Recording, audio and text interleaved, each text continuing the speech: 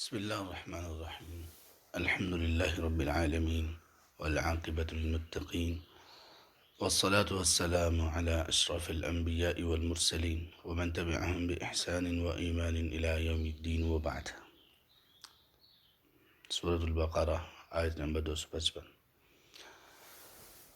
آیت الکرسی کے متعلق کل ہم نے کچھ باتیں کی.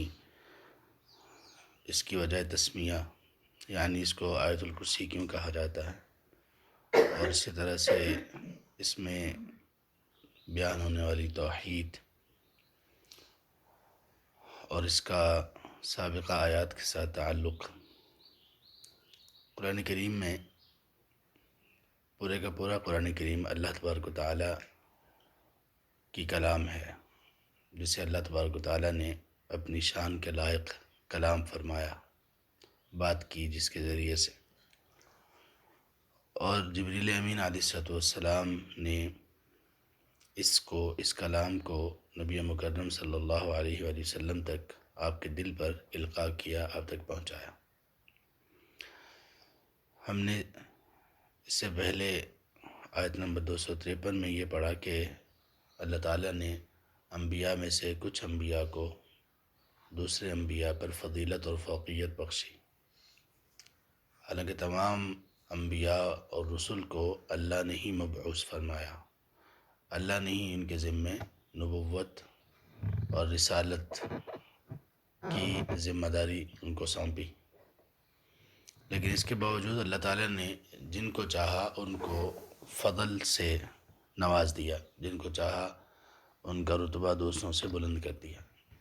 اسی طرح سے یہ کلام اللہ قرآن کریم اللہ کا کلام ہے، لیکن اللہ تعالیٰ نے اس کلام میں بھی کچھ حصے کو دوسرے حصے سے افضل قرار دیا. جیسے سورۃ الفاتحہ، یہ قرآن کریم کی سب سے عظیم سورت ہے. سورت ہونے کے اعتبار سے سب سے عظیم اور سب سے افضل سورت وہ سورۃ الفاتحہ ہے. اسی طرح سورۃ الاخلاص کی فضیلت کے متعلق ہم نے کل بات کی.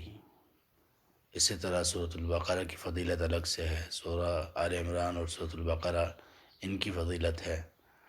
اور سورۃ الکہف کے متعلق آپ صلی اللہ علیہ وسلم کے جو فرامین ہیں اور دیگر جو صورتوں کی فضیلت کے بارے میں احادیث مروی ہیں نبی صلی اللہ علیہ وسلم سے، اس سے پتہ چلتا ہے کہ اللہ تعالیٰ نے اپنے ہی کلام میں کلام کے کچھ حصے کو دوسرے حصے سے افضل اور اعلیٰ قرار دیا. سورت کے اعتبار سے تو ہم نے یہ جان لیا کہ سب سے عظیم سورت سورۃ الفاتحہ ہے، لیکن آیت کے اعتبار سے کون سی آیت سب سے عظیم ہے؟ ایک ہے آیت کا عظیم ہونا اور ایک ہے آیت کا طویل ہونا. یہ دونوں آیات قرآن کی سب سے طویل آیت بھی سورۃ البقرہ میں ہی ہے، اور قرآن کریم کی سب سے عظیم آیت بھی سورۃ البقرہ میں ہی ہے. سب سے طویل آیت وہ آیت نمبر 282 ہے جو ہم انشاءاللہ پڑھیں گے، لیکن سب سے عظیم آیت، سب سے زیادہ جس کو عظمت اللہ کی طرف سے بخشی گئی، وہ ہے ہماری ابھی جو آیت ہم پڑھنے جا رہے ہیں، آیت الکرسی. اس کے متعلق نبی صلی اللہ علیہ وسلم کی کچھ احادیث ہیں. ایک میں آپ صلی اللہ علیہ وسلم نے ابی ابن کعب رضی اللہ عنہ سے پوچھا، یہ صحیح مسلم میں حدیث ہے، ان کی کنیت ہے ابو المنذر. تو آپ نے ان سے کہا، یا ابا المنذر اتدری ایو آیت من کتاب اللہ معک اعظم. ابو منذر یہ بتائیے کہ آپ کے پاس، یعنی آپ کے نزدیک، آپ کے خیال میں قرآن کریم کی سب سے عظیم آیت کون سی ہے؟ ابی ابن کعب کون ہے؟ ابی ابن کعب رضی اللہ عنہ یہ فقہاء، قراء اور علماء صحابہ میں سے ہیں، اور ان سے آگے بہت سارے صحابہ نے سیکھا، جیسے عبداللہ ابن عباس رضی اللہ عنہ مفسر قرآن، ترجمان القرآن، انہوں نے بھی ابی ابن کعب رضی اللہ عنہ سے سیکھا. ابی ابن کعب عبداللہ ابن عباس رضی اللہ عنہ کے استاد ہیں، اور کئی ایک صحابہ کے. تو اللہ تعالیٰ نے ان کو بہت ہی فہم سے اور علم سے نواز رکھا تھا. تو پوچھا کہ بتائیے کون سی آیت آپ کے نزدیک قرآن کریم میں سب سے عظیم ہے؟ تو انہوں نے کہا اللہ و رسول عالم۔ ان کو اندازہ تھا لیکن انہوں نے ادب کے اعتبار سے کہا کہ اللہ و رسول عالم۔ آپ صلی اللہ علیہ وسلم نے پھر سوال کیا یا ابا المنذر اتدری ای آیت من کتاب اللہ معک عظیم، بتاؤ کہ آپ کے نزدیک سب سے عظیم آیت کتاب اللہ میں کون سی ہے؟ تو ابی بن کعب کہتے ہیں قلت، میں نے کہا اللہ لا الہ الا هو الحی القیوم، یعنی آیت الکرسی۔ قال فضرب فی صدری، کہتے ہیں جب میں نے یہ کہا تو اللہ کے رسول صلی اللہ علیہ وسلم نے میرے سینے میں مارا، سینے پر مارا۔ یہ سینے پر مارنا خوشی کی وجہ سے تھا، جیسے ہم تھپکی دیتے ہیں تو تھپکی کے انداز میں آپ صلی اللہ علیہ وسلم نے ان کے سینے پر مارا، یعنی تھپکی دی، اور پھر فرمایا واللہ لیہنک العلم ابا المنذر، اللہ کی قسم اے ابو المنذر آپ کو یہ علم مبارک ہو۔ سبحان اللہ۔ آپ صلی اللہ علیہ وسلم نے ان کو کنیت سے پکارا اور پھر کہا کہ یہ علم آپ کو مبارک ہو۔ دنیا میں اگر کوئی شخص مبارک کا مستحق ہے تو وہ علم والا شخص ہے۔ دیکھیے اللہ کے رسول صلی اللہ علیہ وسلم نے کہا کہ یہ علم تمہیں مبارک ہو، اس علم کے ساتھ تمہیں خوش ہونا چاہیے۔ تو اس آیت سے، اس حدیث سے یہ پتہ چلا کہ قرآن کریم کی سب سے عظیم جو آیت ہے وہ آیت الکرسی ہے۔ یہی سبب ہے کہ اسلام میں، شریعت میں اس کا بڑا ہی اعلیٰ اور اہم مقام ہے۔ اس کو پڑھنے کی ترغیب اور اس کے مزید فضائل بھی بیان کیے گئے۔ صبح شام کے اذکار میں اس کو پڑھا جاتا ہے، اس کی تعلیم دی نبی صلی اللہ علیہ وسلم نے۔ ہر فرض نماز کے بعد اس کو پڑھا جاتا ہے۔ اسی طرح یہ رقیہ شرعیہ اس کا حصہ ہے، اور اسی طرح سے اس کے پڑھنے سے اللہ کی طرف سے ایک محافظ بندے کے لیے مقرر ہوتا ہے جو کہ اس کی شیطان وغیرہ سے حفاظت کرتا ہے۔ ابو ہریرہ رضی اللہ عنہ کہتے ہیں کہ ایک مرتبہ اللہ کے رسول صلی اللہ علیہ وسلم نے مجھے ایک گلے کا ڈھیر تھا اناج کا، تو وہاں پر میری ڈیوٹی لگائی، اور وہ گلے کا جو ڈھیر تھا اصل میں وہ رمضان کی زکوٰۃ تھی، رمضان کی زکوٰۃ تھی۔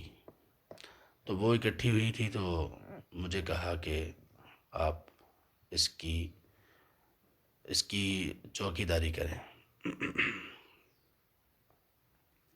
تو کہتے ہیں کہ میں اس کے پہرے پر اور سیکیورٹی پر مامور تھا کہ ایک شخص آیا اور وہ اس کھانے میں سے کچھ بھرنے لگا اپنے کپڑے میں یا کسی چیز میں، تو میں نے اس کو پکڑ لیا اور کہا کہ میں تمہیں اللہ کے رسول صلی اللہ علیہ وسلم کے سامنے پیش کروں گا۔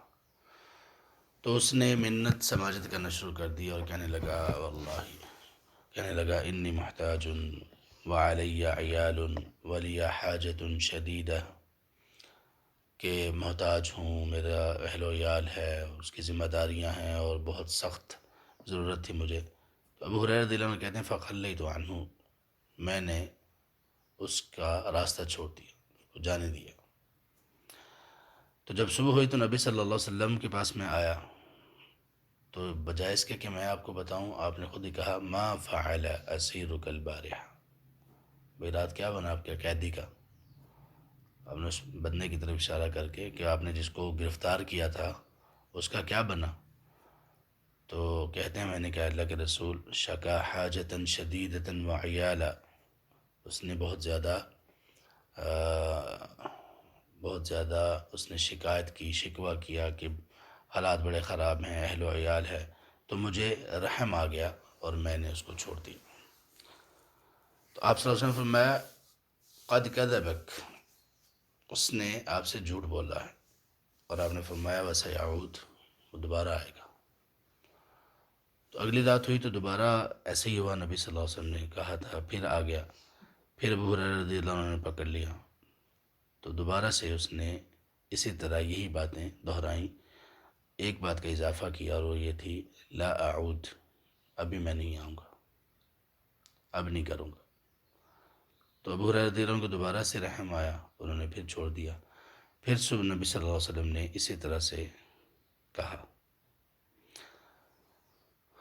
اور یہ بھی کہا کہ وہ لوٹے گا۔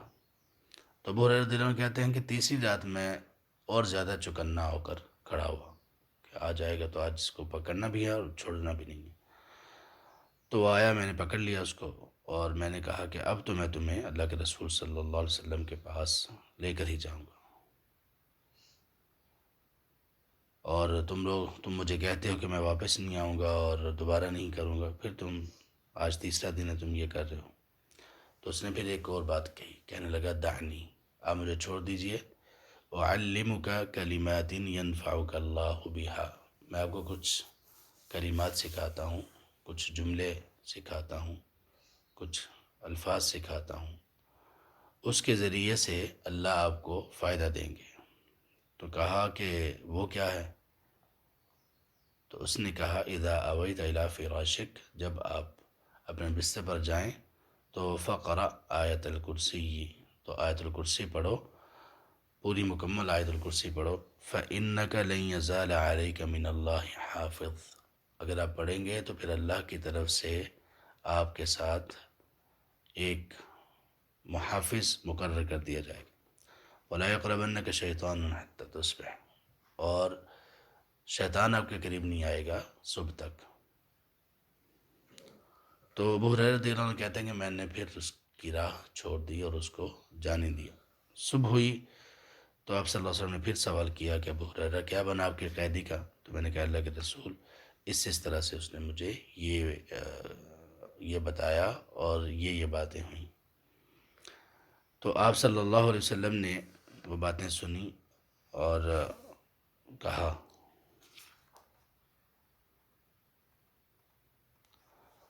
اما انہ قد صدقک وہو کذوب، آپ نے فرمایا وہ ہے تو بہت جھوٹا لیکن اس نے بات سچ کی ہے، یہ اس نے سچ بولا ہے، جھوٹا ہے لیکن یہ سچ بولا ہے۔ اور پھر کہا کہ ابو ہریرہ کیا تم جانتے ہو کہ تم 3 دن تک کس سے باتیں کر رہے تھے، کس سے مخاطب تھے، تمہارا قیدی کون تھا؟ تو ابو ہریرہ رضی اللہ عنہ کا نہیں، تو ہم نے فرمایا ذاک شیطان، یہ شیطان تھا، تو شیطان نے تمہیں بتایا۔ تو اس سے بھی یہ پتہ چلا کہ آیت الکرسی کی کیا اہمیت ہے، اور رات کو سونے کے اذکار میں اس کو پڑھنا اس کی کیا اہمیت اور فضیلت ہے۔ تو یہ قرآن کریم میں اس آیت کو سب سے بڑھ کر جو عظمت ملی اور اتنی اہمیت ملی، اس کا سبب کیا ہے؟ سبب یہ ہے کہ اس میں اللہ کی جس انداز سے تعریف، توصیف اور اللہ کے اوصاف بیان کیے گئے ہیں، یہ کسی اور آیت میں نہیں ہے۔ اہل علم نے یہ لکھا، جیسے شیخ محمد بن صالح العثیمین رحمہ اللہ نے اپنی تفسیر میں لکھا کہ اس آیت میں اللہ تعالیٰ نے اپنی 21 صفات کا ذکر کیا ہے، یعنی اس آیت میں اللہ تعالیٰ کی 21 صفات ثابت ہوتی ہیں۔ تو اس لیے اس کے پیش نظر اس کو اتنی اہمیت دی گئی۔ ہر وہ علم، یا آپ یوں کہہ لیجئے کہ کتاب و سنت میں وہ علم کا حصہ جس کا تعلق اللہ کے ساتھ ہے، یعنی اللہ کے بارے میں جاننا، اللہ کی توحید، اللہ کی ربوبیت، الوہیت، اللہ کے اسماء و صفات، اللہ کے وجود کے بارے میں علم، یہ سب سے افضل اور سب سے اعلیٰ علم ہے، اللہ کے بارے میں جاننا۔ تو یہ آیت اللہ تبارک و تعالیٰ کے متعلق اور اللہ کی صفات کے متعلق سب سے جامع آیت ہے، اس لیے سب سے عظیم آیت ہے۔